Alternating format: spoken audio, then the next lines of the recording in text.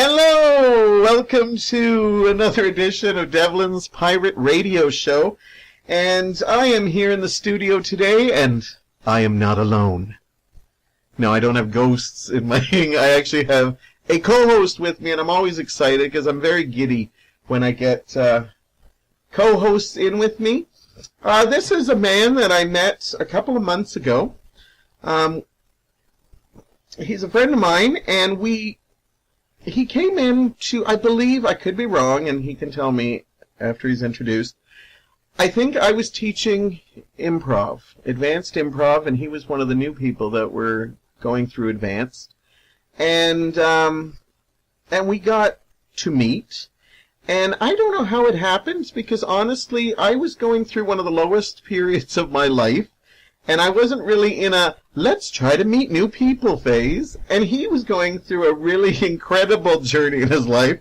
So we weren't really on the same plane, but somehow it happened, and I don't question it because, I don't know, if it feels good, do it. Okay, I am talking about friendship here.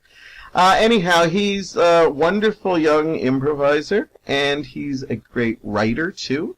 And we are going to talk to him, and he's pretty cute, too. I always have to review how they look, because I'm shallow.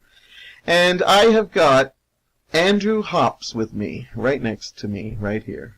Oh, thank you for having me. I wasn't sure. I was excited. I wanted to jump in, and now it's my time to jump in. I didn't know when to do it. I'm excited, and here we go. You know the rule. As soon as you hear your name, you can go. I wish that's the way it was like back in school, too. You couldn't talk until your name was said, but yeah. And you are a co-host, so feel free. I will probably be mostly in control, but feel free to jump in whenever you think I've got something wrong. Do you think that's right? I think we met when I was teaching. Yeah, I think it was, yeah, you were teaching the advanced, and then I think I went to the Monday where you were doing a boot camp, too, which was Could be, yeah. Yeah, right after. So it was like a double dose. Yeah. A DDD, double dose of Devlin. Yeah, and I like a good double dose of Devlin. No, some days I don't. But yeah, and I remember you were really, really good, and you do creepy characters. No, I don't. You say I do creepy characters when your door is locked and closed, and I'm. Well, start complaining that I've got you locked in a room. No, I say I could become one of those creepy characters, but alas. But I noticed that your characters have this tinge of, like, secretive or darkness in them or something. It's when I did my training at Second City, my characters were always out of left field, if you will. And I don't know why, it's just my mind goes to that spot, and I just embrace it, and if my character wants to do something, it's going to do it, and if it makes sense, it makes sense. If it doesn't, well, he's going to do it anyway, so. Well, it's all good. Now, you were really excited about coming on this show, and I have to talk about people who are excited to come on the show. Because I do believe I have guests that have never, ever heard anything, but you've actually listened to some of the podcasts. Yeah, no, I was, and podcast is, for me, it's something new, too. Like, I've never really got into podcasts before, and then I was listening to one of my favorite radio show hosts who had a podcast, and then I saw you had a podcast, and I started listening to him, and very entertaining. Like I've told you, you have a great voice, too. I wish, when I hear my voice, I'm sure I'm going to be like cringe, just like, oh, God, a horrible voice that I have. But you have such a nice, relaxing voice that I wish I had your voice. So I will pull an Ariel or an Ursula and steal your voice by the end of this podcast. Oh, so it's kind of kinky. You may steal anything on my body you want. You have permission. Another thing we were talking about before we came on was, although we're friends and we have chatted online, we see each other, at the beginning of improv, at the end, maybe we go out for dinner with the rest of the group, but we're all talking about everything. Yeah. You actually kind of got to know me from the podcast. I did, and I know much about you now because I Googled you and I found all kinds of fun things about you. You Googled me? No. I said I haven't Googled. You never Googled yourself? I Google myself. I don't want to admit that, but now I have. Googles Thank you. I themselves, know, let's be but honest. I got really excited when you told me because I was hoping you didn't see that little film I made when I needed the money. Oh, was that what it's called? I'll show it to you after. Devlin needs the money. So anyhow, I think I know a little bit about you. Yes. Because we did chat one time. You drove me home while we were... Twice. I've driven you home twice. Did you? Yeah. I don't remember that one. You don't remember? No. You can call me Miss Daisy. No, I don't remember the second time. Miss Daisy. Something sexy must have happened the one Well, it was one time is all you need with me. That's what I say. Is that a good thing? It's the best thing. Anyhow, so we were cruising for hookers that night, we were actually. And I do recall you mentioning a couple things, but for my audience, I thought we should actually get to know you. Yeah. Okay. So, where are you from? Originally, I'm from a small town in Magog. Sorry, that makes no sense. I am from a small town called Magog, and it's east of Montreal, about an hour and a half past Montreal. A little small French town. I think the population's around 20,000. Nice. Yeah, cute little town, very touristic because there's mountains and the beach that's what people do. They ski in the winter and they go swimming in the summer and that's where you're sex in the fall. That's where I'm from. And your family's still there? Oh yeah, my whole family's. One of my brothers is in Montreal. Then my brother and my sister are in that area, the eastern townships, and my parents are still in Magog. And my whole family is pretty much back home in Quebec. Excellent. Now, when did you leave? How old were you around? Oh God, I was 22. And I packed up my car, and I moved to Toronto, and I didn't know anyone. I had a job, though. I had a job for Rogers. I had a job lined up and nowhere to stay. So I crashed at my cousin's house, who I'd never met, and I called him up, and he let me stay at his place. Right. Thank you again, Rob. And Mike, too, his partner. And I stayed there for about a week, and then I got an apartment in Mississauga, and then... Yeah, so I was about 22 when I moved here to Ontario by myself, and it was one of those things that, it's funny, my mom had a going away party, and all the guests she invited were her friends. None of my friends were invited to this going away party. Her friends. To support her for her little boy leaving. Gail Keat, Mom. Why was Gail Keat there? But anyways... Hope Gail Keat doesn't listen to this podcast. But the odds are pretty good. I don't know how big I am in Quebec. No, I think she's in Ontario. I think she's now in Ontario. So she's it's definitely listening. Come on. She's got to be one of the 17. I love you, Gail Keat. No, and I remember thinking, like, I knew I had to move. That makes sense. I knew for me, career-wise, life-wise, journey, I knew I had to go, but it was one of those things where I didn't want to, and it was tough moving by myself because I didn't know anyone. I could imagine. That's like a big decision to do that. I probably couldn't do that. And for the first, I'd say about 6 months, I would literally drive back to Quebec, to my town. It was about an 8-hour drive, 8-hour drive every weekend. And I would, people would be like, I thought you moved to Ontario. I'm like, I do. I'm just. They wanted to go, and they were like, let's be back again. And I would walk around the mall like it was normal, like, oh yeah. And it was me not being able to, it was dealing with the new change, if you will. Like, it was that holding on to that last part of my childhood, if you will, in my life. Now, how did you get from Toronto to Hamilton? 3 years ago, my fiance and I, we started looking at houses, and the prices in Toronto are just ridiculous. And, Hamilton's got... I love character cities, and Hamilton is a city with a character, with a personality. I totally agree. And I wanted a city to live in that has its own identity, and that's why we moved to Hamilton. For house prices too, but I hear a lot of people move here for that initially. But people are so nice.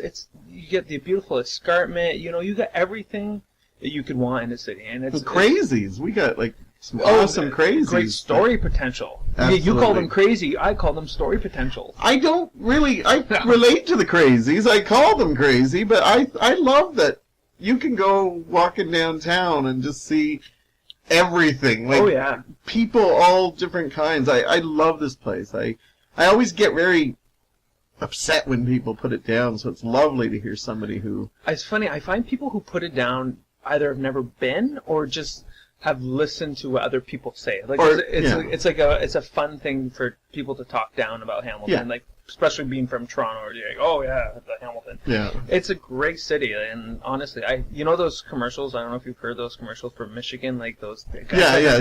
We should do commercials for For Hamilton. Yeah, absolutely. Yeah. Because I agree with you. There's people that I think they live up in the mountain and they don't look around what Hamilton has to offer, but there's so much that they should. Yeah, I love it. We're not getting paid by the city of Hamilton, we should know.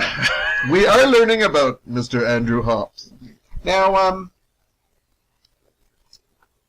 you're getting married, Yes. and that's very, like, within months you will Within 3 months, less than 3 You'll be a months. missus, I was going to say. I will be a missus. You'll still be a mister, but you'll have a missus. Yes. So you're getting excited about that? Yeah, it's coming up, and we're doing it in Niagara Falls. So we wanted to do it in a place where a lot of my family has never been anywhere. So Oh, that's nice. so it was like a little mini vacation for So they everyone. can all go and do their They'll jump off in the falls. tourists, go to the casino, whatever they want to do. Yeah, exactly. You know, Butterfly Consortium. I've That's- been to the Butterfly It's Consortium. beautiful. I want to Actually, get I've my... never been. No? It's I'm good. sorry. We should go on a trip one time and I will check go. it out. Yeah. I want my... this is not getting to know you, but I want my bedroom the temperature of the Butterfly Consortium. Is it really hot or really No, cold? it's very breezy. It's Oh, that's beautiful. It's sexy. It was horrible, all these kids running around playing with butterflies, and I just wanted to kind of be like, take off all my clothes, because it just felt so incredible. It would be better if the butterflies lifted your clothes off you, but now that would be ideal. That would be, yes, it would be. Now, do they only And have kinda weird, butterflies there? too. Yeah, and larvae or whatever. I'm sorry, I'm just... Like, they don't have, like, things to eat butterflies. Okay. It is sad when you see the dead butterfly every There must be... once in a while. No? Well, I'm sure accidentally people step on them or kids crush them. You know, little Yeah. kids always ruin everything. You That's know, true. I got it 3 hands, and then. Yeah, okay, we've covered hooker watching and killing butterflies.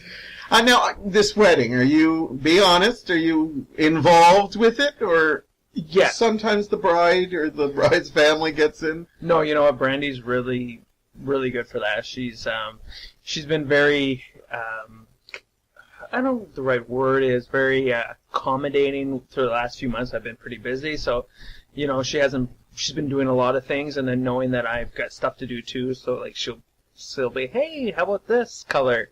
And I'll be like, yeah, and then, but I mean, she's a sweetheart. She That's really cool. is. And, So there's going to be a little bit of Andrew in there as well. oh yeah, there'll Excellent. be the table of hookers and. That's what you want. That's right. at your wedding. That's my family. Sorry. Oh. Oh. Well, I hope your family doesn't listen to this. I guess Gail Keat. You gotta tell me who this Gail Keat is. Can I be a friend with her on Facebook? Okay, I'll tell you a really quick, funny story of Okay. Gail Keat. She. I'm sorry. This No, I sounds love really it. I bizarre. love it. She drew a photo of my parents back when they got married, and it was really bad to the point where my mom won't say anything is bad, but my mom laughs at it every time she would see it because it was so. They looked like. Did they hang it up? No, because I think they ended up throwing it out or something. But like they looked like cartoon like bears or something. They look Oh, please really, say there's a picture of it on I record somewhere. wish. Oh, I'd I- love to put that. But I forget the point of the story. But I know that I don't know, but somewhere Gail Keat's crying right She now. is.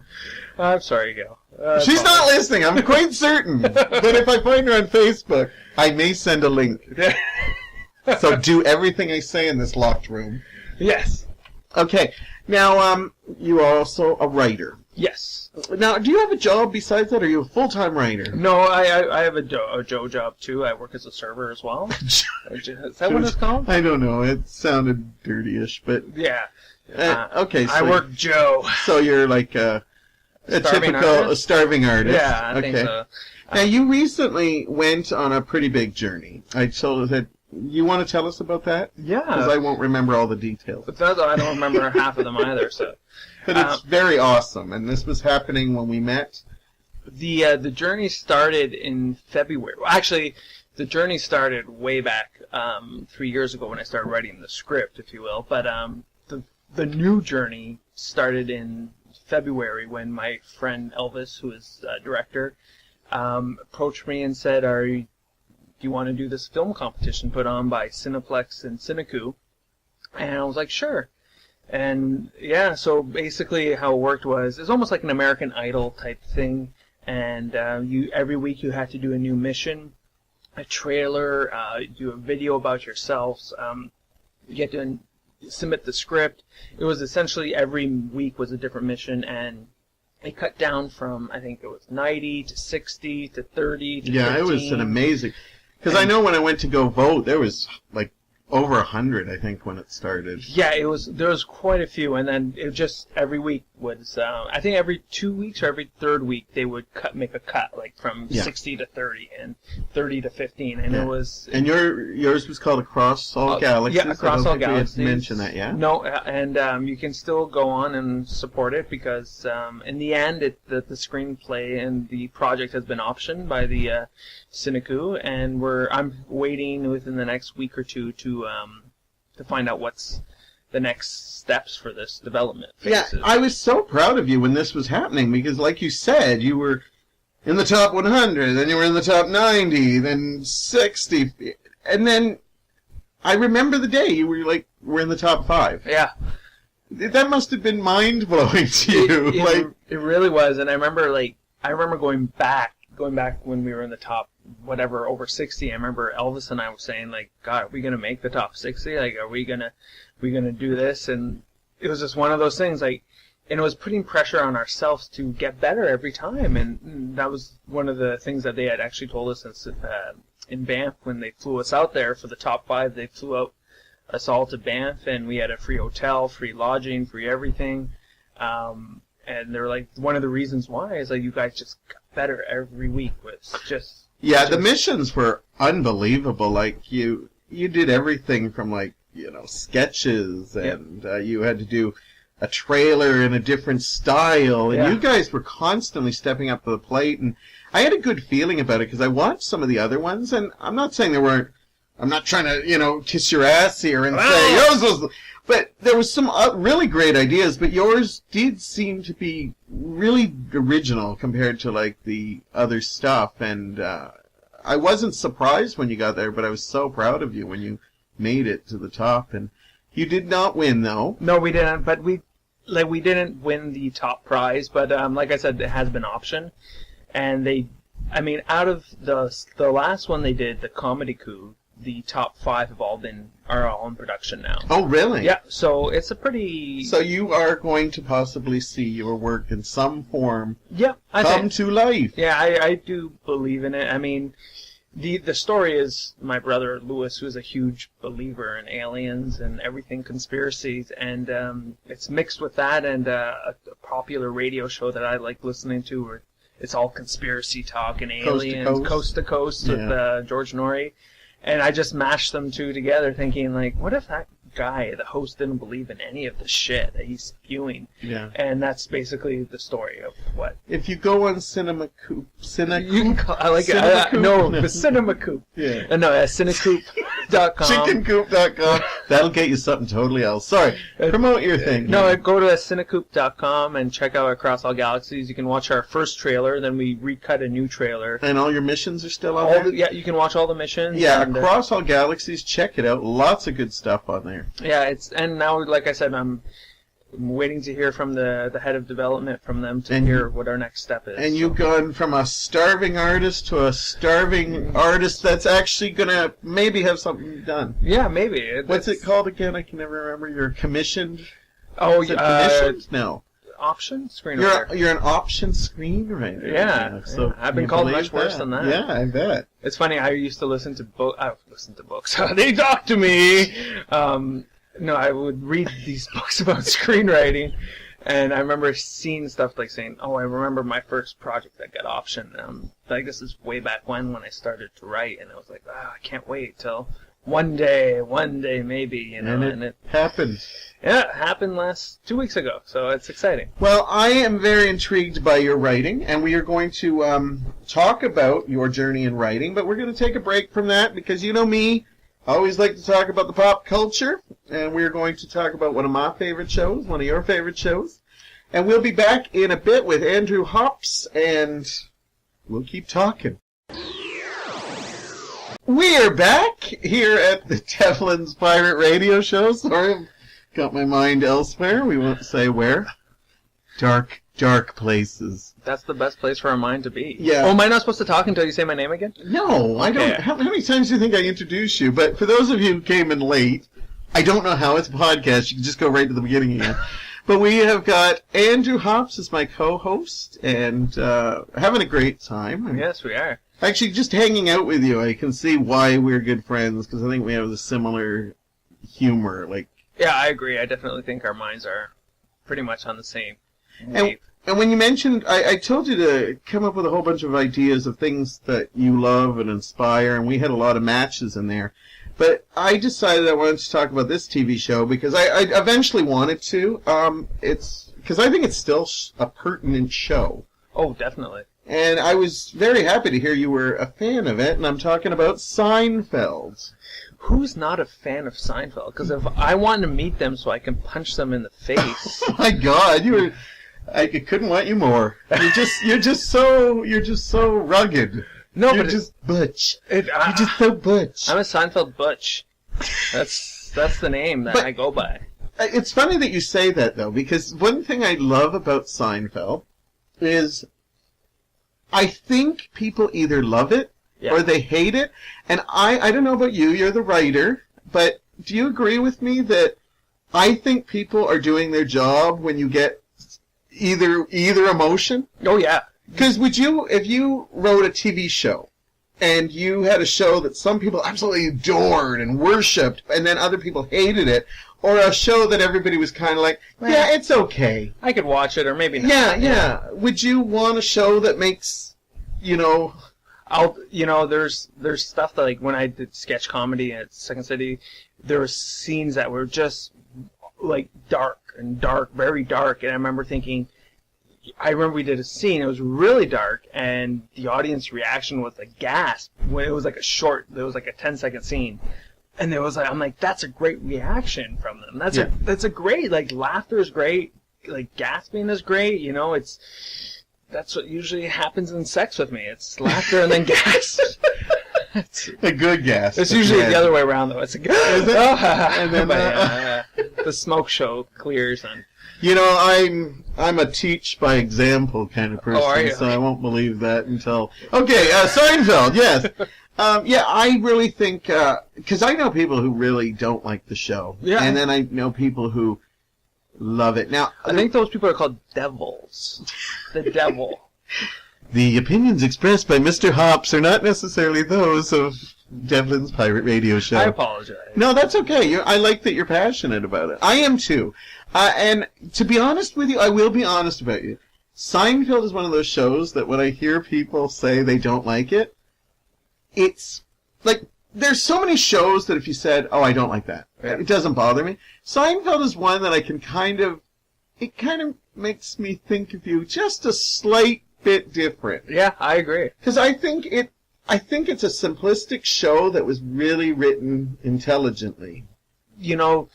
Going back from the first season, like the first 6, it's rough. 7, it's very rough. It's rough, but they find their way. Like Kramer finds his way. Like Michael Richards was saying, like that episode where he had become like a private detective, and because Jerry thinks the cleaner stole the statue in his apartment.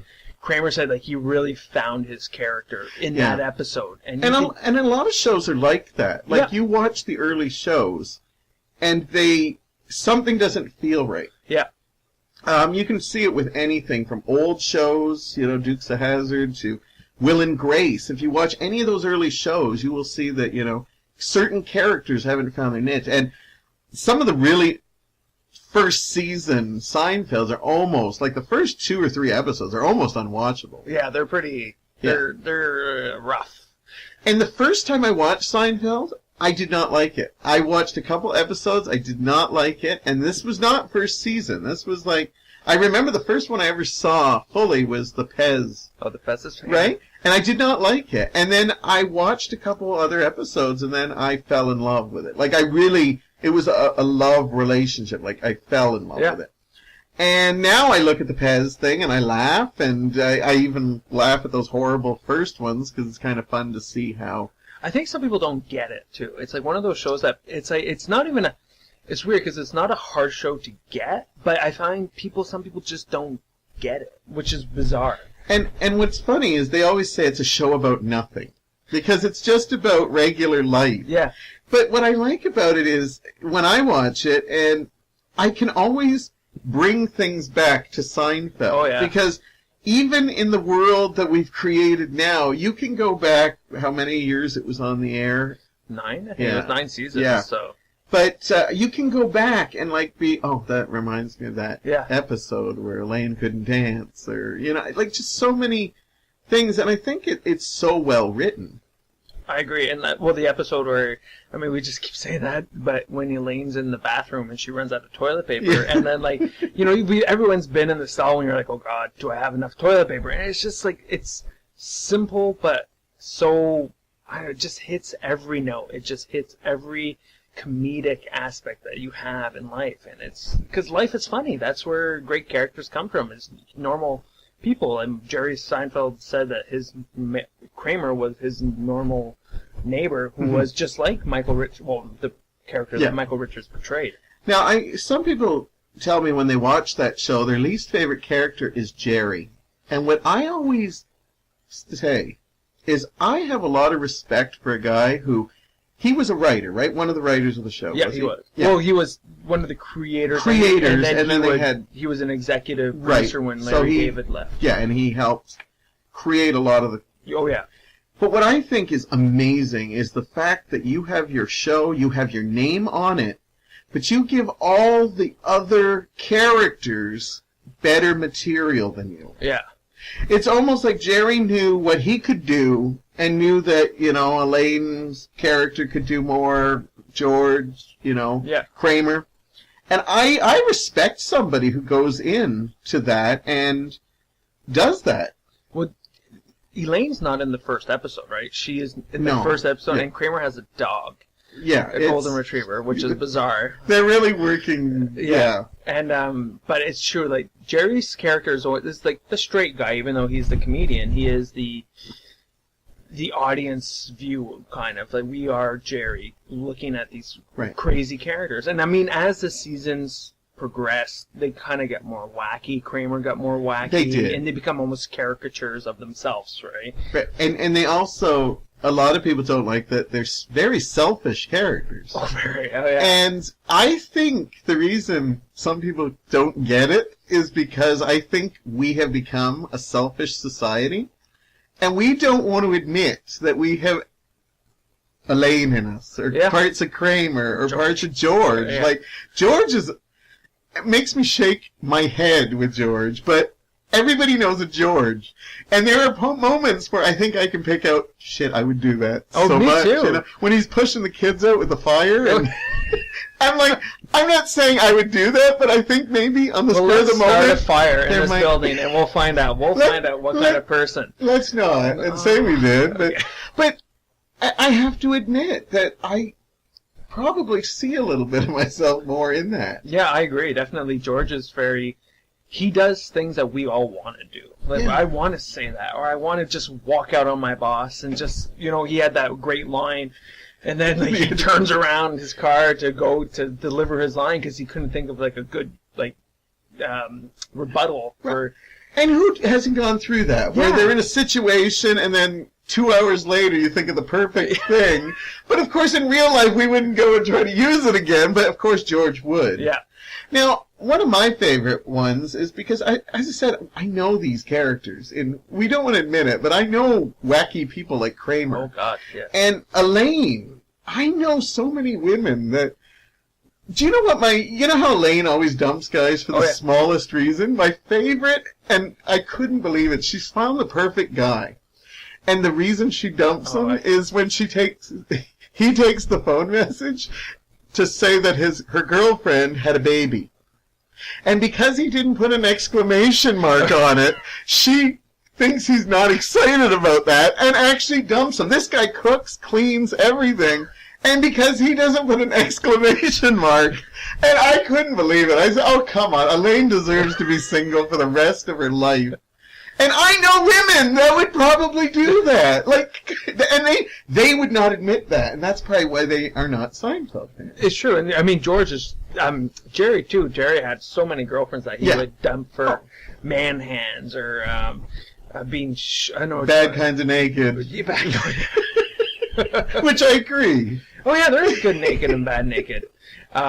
And then there's the being shushed, and I think he was shushed or something. Or George might have been shushed. Yeah, or something. Yeah, so it's just amazing, and it's true because we all meet people, and everyone has character traits that we kind of identify them with, and it's these characters point them out and say yes or no. Now, one of the most controversial stories is when George was getting married to a girl named Susan. Yes. And I just recently read this story. Uh-huh. He's actually publicly apologized to the actress. Yeah. Because he kind of indirectly got her fired. Yeah. Well, he just didn't think they had the right chemistry. She did a good job with Susan, but didn't think their comedic timing worked. Yeah. And that's why they came up with the infamous "she dies," which,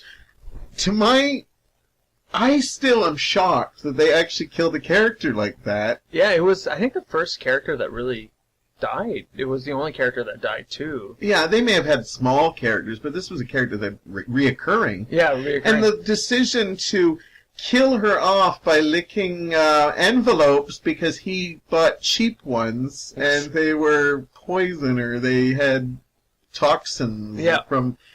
Did you see them in a different light for that, or did you think they were just going in a new direction? Or because a lot of people thought that was pretty dark. But it's funny is she was the only character except for Putty, who was Elaine's boyfriend, who was kind of like a reoccurring type boyfriend or girlfriend character. Because other than that, Jerry would have a new girlfriend every week, and then George and Elaine too would have a new boyfriend.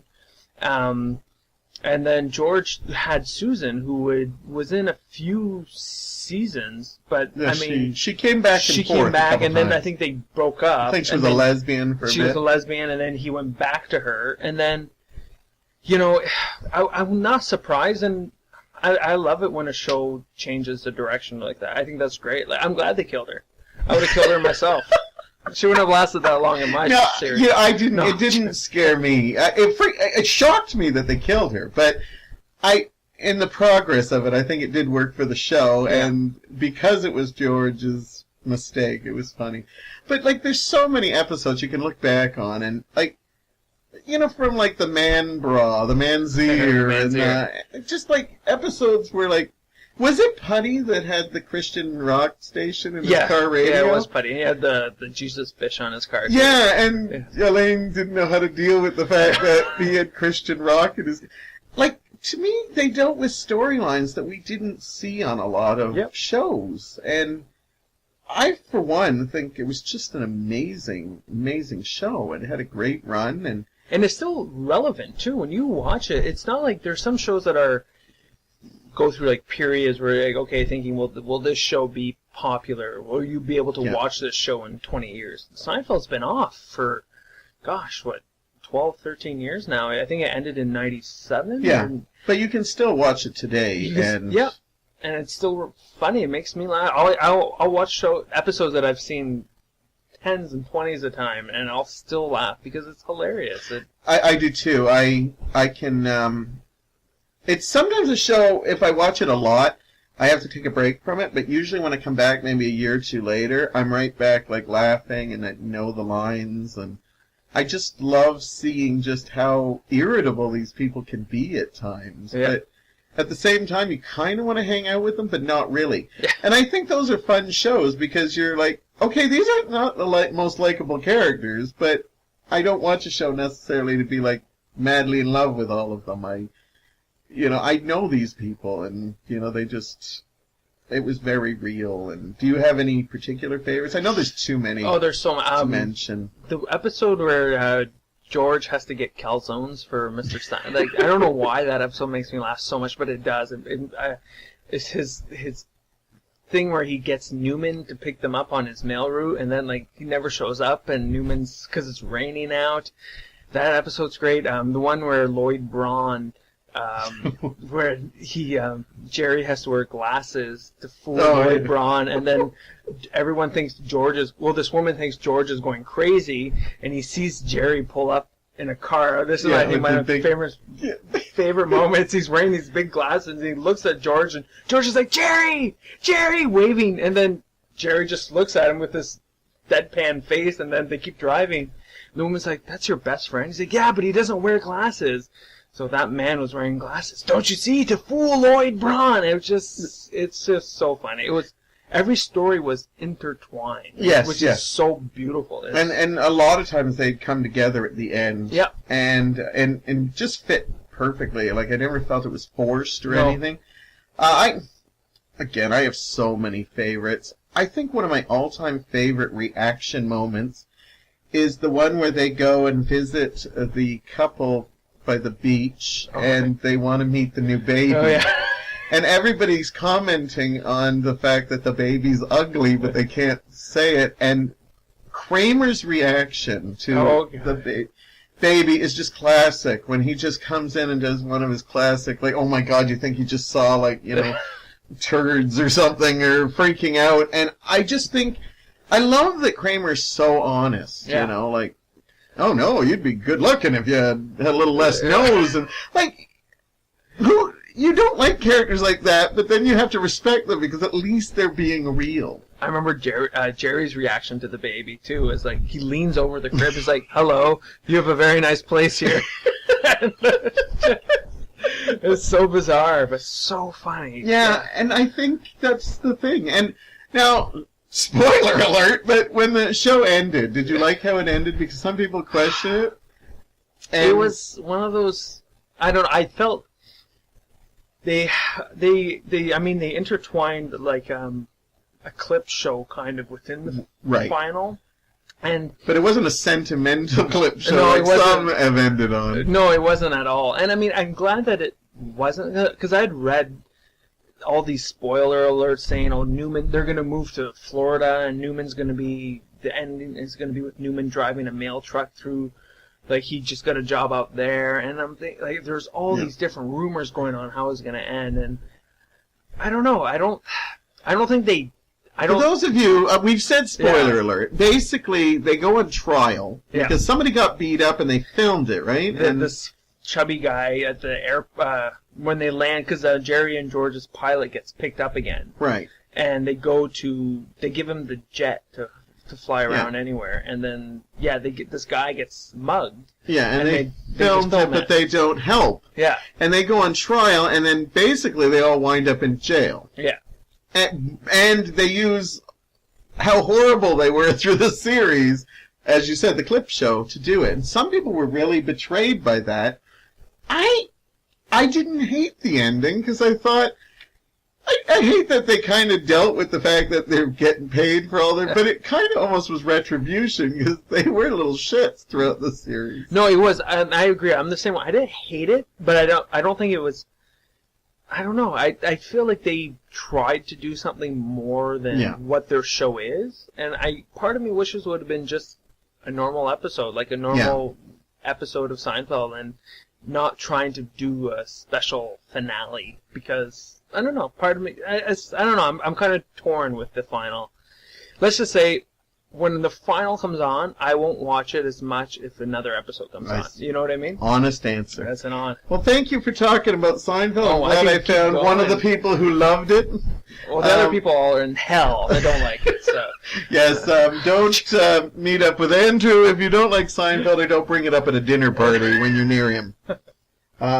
Anyhow, we're going to take a short break, then we're going to get back and talk about writing. Because I know it's your passion, and I don't think you can insult anybody with it. But he'll try. Well. Coming up next. And we're back. And I have the lovely and talented Andrew Hops here. I'm still here. Yes. Try to be good. Well, I'll try. But I think you're the first person... Oh, no, I think... Shorts? Yeah, well, it is summer, and it's hot in here. I hope you're okay. We have that's a fan pointed at you. I don't have it, so I'm sweating like a pig. Here, That's so okay. I must look great. Trying to look sexy for you, and failing miserably. But I let the co-host have the fan. Thank you very much. I could rotate it, but that sometimes drives me crazy. No. Never rotate the fan. Are you really? Are you? Because I'm against. Like, I'll let people do it, but it drives me nuts. I'm against rotating cool. altogether. Like the whole. Just rotate. I don't like when people rotate. So okay, you're a deep they're man. They're shifty people. Those people. You those are rotators. a very deep man. I am a deep man. Yes. Let's just see how deep right now. Okay, so we're going to talk to you about writing, and the reason I want to talk to you about this is because I know a couple of writers. I know they've published books, and I think I probably know some people who are kind of on the cusp. They want to do it, but they need maybe a push, and I thought since you've kind of gone through the whole thing, like, you're still on your journey. I'm not saying you're done now. Oh, fuck you all! But you had a moment where you just said, this is what I want to do. Yeah. And then you got to a point where you actually, like, signed and you have something that is going to be made. Yeah. Very good chance. Like, excellent chance. So, first of all, like, when did you find out you had a passion for writing? Was it in school or? You know, actually, back in grade school, I would write something called God, what the hell is his name? Andrew's Weird Mysteries or Andrew's Weird Stories, and it was just like page-long stories that I thought were interesting. And it was always kind of. I like that they're Andrew's weird stories. It's really his diary, but he wasn't like. It basically was my life, you know. And they're usually just kind of like very Tales from the Crypt kind of feel to them. They just had a weird element. Am I speaking loud enough? Yes. Okay, I was scared. What are you you're doing? looking at porn. No, I'm not. I told you I might have to check to sure this is recording. I'm just joking. I only lure guys in here, and then I have to tape something just to have them in my dark room. Sorry, this is going to be one of your weird tales. I just touched your leg too. Sorry. But yeah, no, and I used to. Oh, now he's touching my leg. I'm tit for tat. I am too.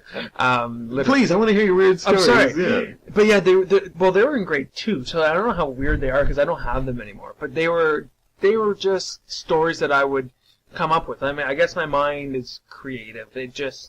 Everything I see kind of turns into a story, or like, what could this character be? What could this do? And since I was young, I would write and write and write. And the first screenplay I wrote was in grade 8 or 9. That is awesome. So this is something literally you've been doing all your life. Yeah, and I remember I gave it to my English teacher, Mrs. Reed, and a very precise person who articulated every single word, and her reaction to it, because it was all like, they're swearing, there was like, fuck, shit, and like, it was all kinds of stuff.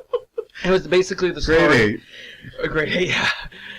It was about this guy. I worked at a private country club back in Quebec, and I always thought it would be cool if the guy who worked there fell in love with the member's daughter, because we weren't allowed to like really talk with him and stuff like that. So that was kind of like Romeo and Juliet. And I remember her reaction was like, "Well, Andrew, there's a lot of cussing in this screenplay."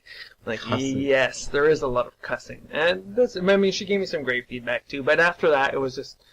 I would just write for my own passion. It was something I enjoy doing, and I still enjoy putting pen to paper, because I'm one of those weird people that I have to write it by hand first. I wrote a screenplay within 2 weeks, all by hand, and then I type it out. Because I find when you write by hand, it's very liberating, too. Mm-hmm. It's like it's not so set in stone, and those early foundations of a story are very...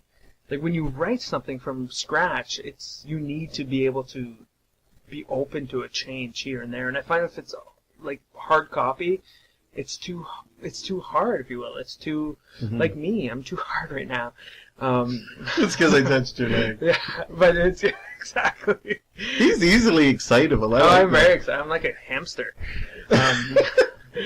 But no, I do feel that you need to be able to, for me anyways, open to stories changing at the beginning. So Yeah. I forget where I was going with this little That's tangent. okay, so we'll move on. I'll tell you a quick little story about the teacher cock-blocking me, but Okay. I wrote a little story, or whatever we had to submit, and it was a murder mystery, because that was what we had to do. This is probably grade, I'm going to say 9. Okay. It was high school. Anyhow, I remember I submitted it, and she actually thought it was really good, because it was a short story, and to do a murder mystery in a short story was kind of hard. You have 3 characters, 4 characters. Oh, yeah. You got to build up the tension, because there's... Anyhow, I remember she hated she told me, I love everything about it, but I hate your title. The title was called A Time to Kill, which became a very successful John Grisham book. And I said, what the fuck do you know, bitch? I was thinking, you really? So I'm thinking, I better change the title. This guy made millions on A Time to Kill. Bitch. Anyhow. I wasn't calling you a bitch. I was calling her a bitch. When did you know you could make this a career? God, I still don't know if I do. That's an honest answer. No, well, it's, you have those voices that... Uh-oh. Voices in my head. No, you know what you're good at and you know what you're not good at. And you can always get better at certain things, but I've always known in my mind that I can create stories. It's just, I don't know why, but when I was a young kid, I always wanted to write the 3rd Ghostbusters movie. That was my dream. That was my dream, to write the next Ghostbusters movie. You might want to punch me in the face, but could you actually write the 2nd one better? I like the 2nd one. Well, But you know what? I like the 2nd one because I wasn't born for the 1st one, and then I grew up watching the 2nd one, and it was more kids oriented, right? But yeah, it wasn't as good as the 1st. But I like it just because. That's fine. I'm not saying anything. I own it. Maybe I should pop it on sometime. Maybe I'll watch it with you, and then you'll. There we go. And then you'll fall in love with it. Yeah.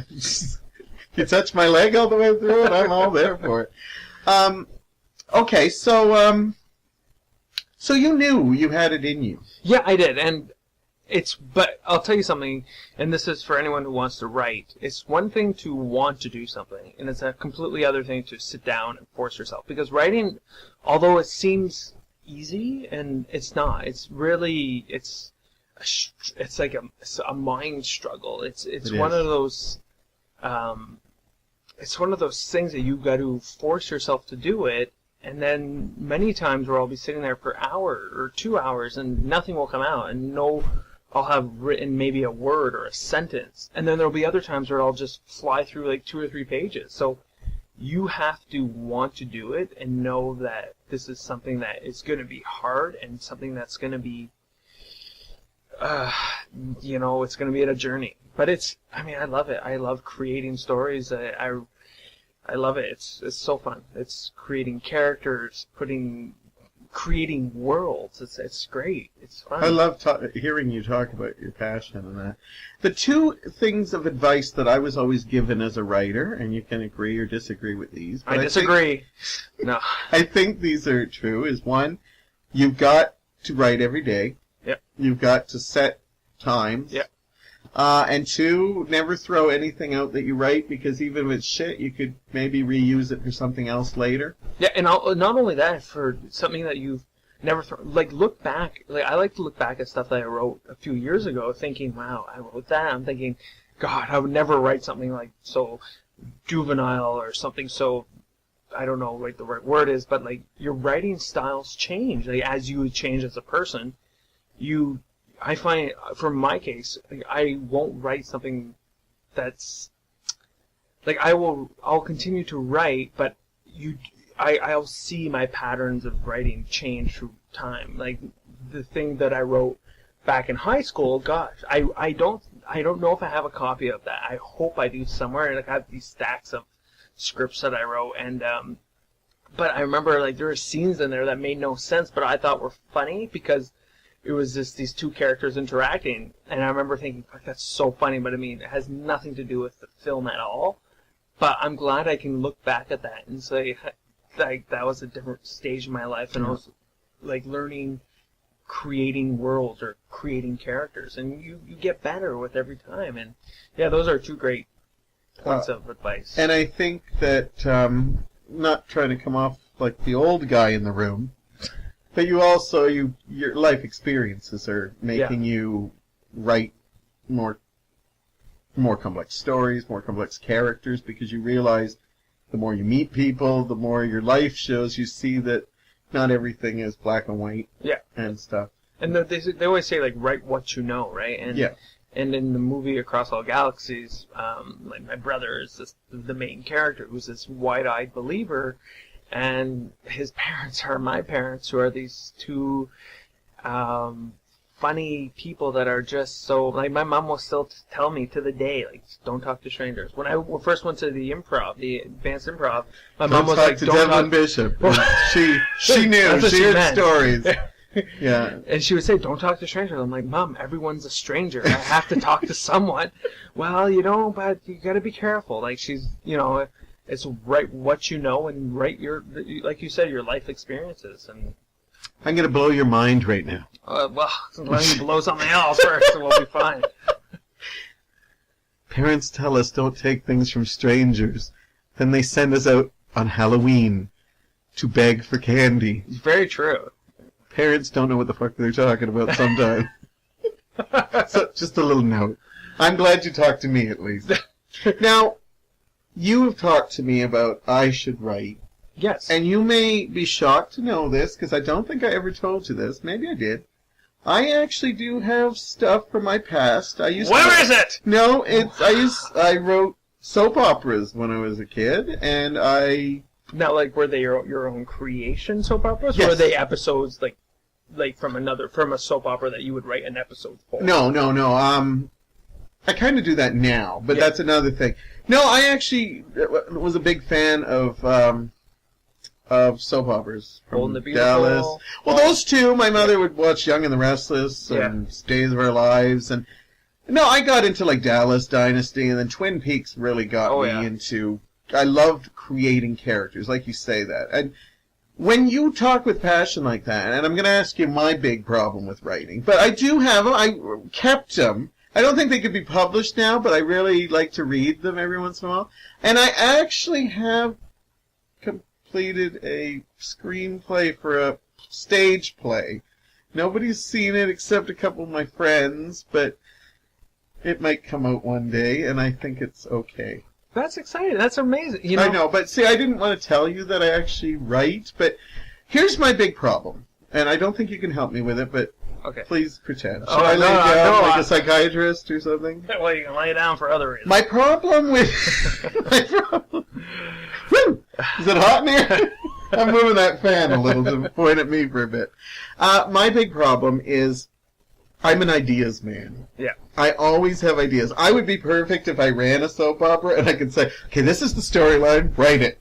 But when I write it, and I am pen and paper, I've tried to write, I can, but it feels better to pen and paper, so I get that.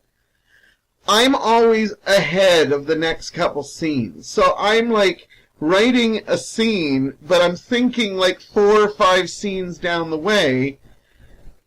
And I'm excited to get to those, and I'm almost feeling like it's a chore just to get to those, even though I know it's going to feel good when I'm done. But I'm like, I hate having to write these other scenes, but I know I have to do them. I know what you mean. Yeah. I write, so a lot of times I'll be writing something, and then I'll be like, I'll have an idea.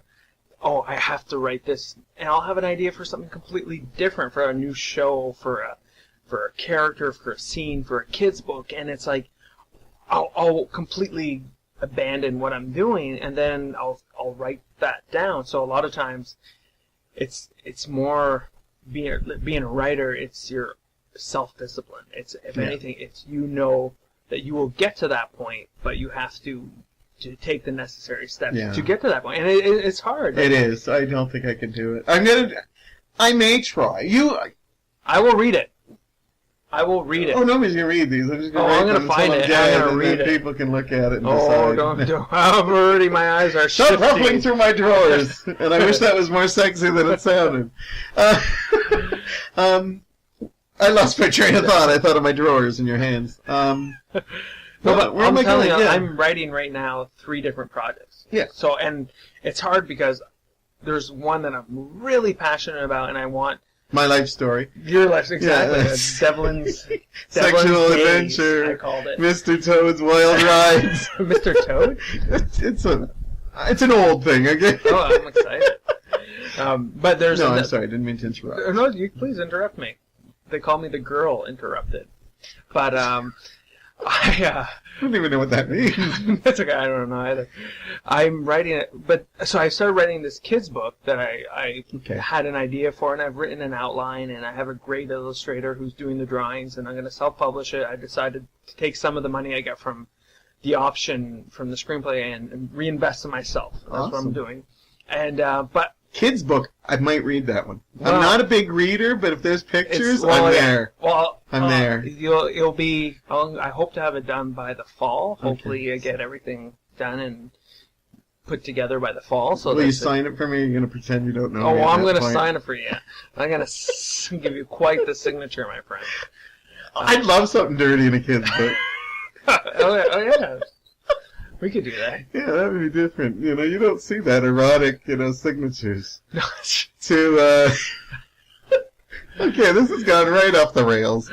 But anyhow, I'm looking forward to that. That's awesome that you want to get it out there and publish it. But then I'm thinking, so there's a screenplay that I wrote about 3 or 4 years ago that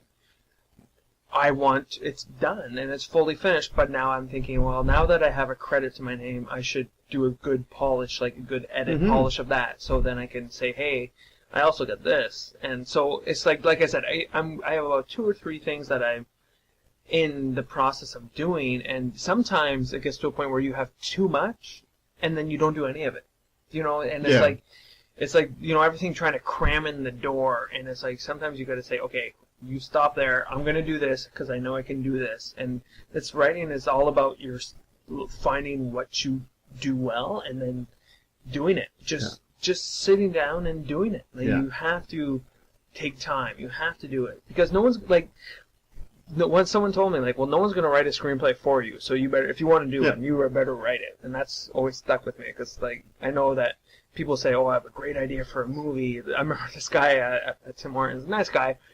He's like, my friends and I think we have a great idea for a TV show. And I'm like, that's good. And I told him, like, I don't know if he wanted me to write it for him. And I'm like, first off, you would tell your story better than anyone else. And secondly, if you don't do it, you're just like hundreds of other people would say, I want to do this. You got to do it. You just have to sit down and do it. There you go. If that doesn't motivate you, do it! Say do it. That's me copying Shia LaBeouf, just doing that. I think if you had a whip and you were walking around in your shorts, I'd probably have no choice but to do it. Well, writing, I mean. Of course, this is very professional show here. Although, hopefully this doesn't kill your career in any way. No, if anything, it's going to enhance it. Enhance it. Those 17 fans of mine are going to be rabid for you. Rabid for you. Anyhow, we're almost out of time. Thank you for that, and I hopefully you motivate. If you motivate one person, I think that's good. Yeah, you want to motivate hundreds and thousands. Well, yeah, but I think that if you motivate somebody, whether you write and hopefully you did that today. I hope so. Maybe I'll try. I say that, but don't. Hold it to me. No, but it's, like I said, if it's something you're passionate about and something that you enjoy doing, why not spend some time for yourself and do it, right? It's very, very true. So, I would say yes to the dress. Yes. Yeah, okay. Anyhow, thank you for coming on my show. I'm glad you were so excited. No, thank you for I'm not me. saying other people aren't excited, but you were really, really sincere about that. And I also want to thank you.